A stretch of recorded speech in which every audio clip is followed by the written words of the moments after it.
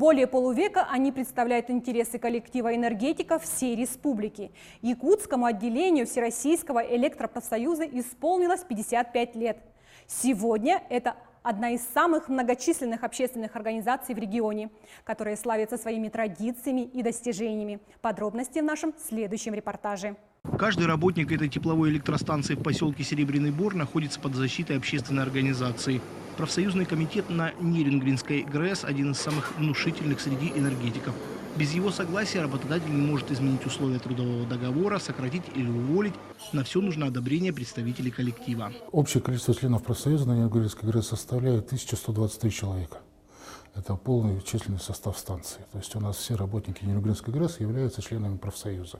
Развито профсоюзное движение и на другой крупной станции республики – Якутской ГРЭС. Здесь тоже весь коллектив входит в правком. У энергетиков так сложилось исторически. Коллективно решались проблемы во всех крупных советских энергостроек. Вместе выживали в сложные 90-е. В этот период бывало, что даже власть обращалась за помощью в народ. Я даже открою один секрет вам. Когда Борис Николаевич в 92 году в мае месяце прилетел в Улан-Удэ, и Эстерлейн поручил нам, в первый же день поручил нам именно профсоюзникам, сказал, значит, вот вам, ребята, пакет, значит, письмо Ельцину, если сможете ему вручить, молодцы, как бы и опасно, и мы не знали, как это вручить, но тем не менее, когда он проходил мимо, я сделал шаг вперед, значит, а он всем жал руки, Борис Николаевич. Значит, я тоже быстренько ему руку и говорю, Борис Николаевич, вот, значит, представители Южной Якутии, вот примите, пожалуйста, наше письмо, значит. В письме одна просьба – решить проблему с деньгами. В то время в Нерингре не было налички. И похожих историй, касающихся судеб людей, в каждом профсоюзном комитете энергетиков достаточно. Самое главное, наверное, и приятное то, что из любых сложных моментов находятся компромиссы и принимаются согласованные решения. И в этом, в общем-то, на мой взгляд, и заключается суть деятельности профсоюзов любой организации, и тем более такой большой профсоюзной организации, как у нашей компании.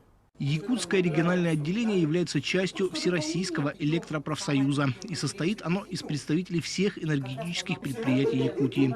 Тысячи человек, неважно где, на дизельной электростанции в Тикси или в небольшой котельной Алданского района добровольно представляют общественное объединение. 26 мая ему исполнилось 55 лет.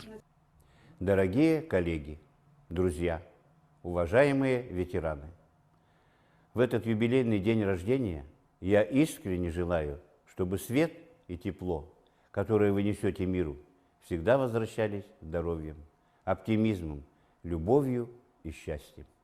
Пусть труд будет успешным и высокооплачиваемым, а жизнь день ото дня лучше. А еще профсоюз – это техника безопасности, санаторно-курортный отдых и спорт. В энергетике его много, причем даже на профессиональном уровне. Здесь сильные хоккеисты, футболисты, легкоатлеты.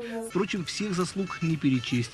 Единственный главный показатель популярности правкома – это его численность. А с ним у энергетиков все в порядке.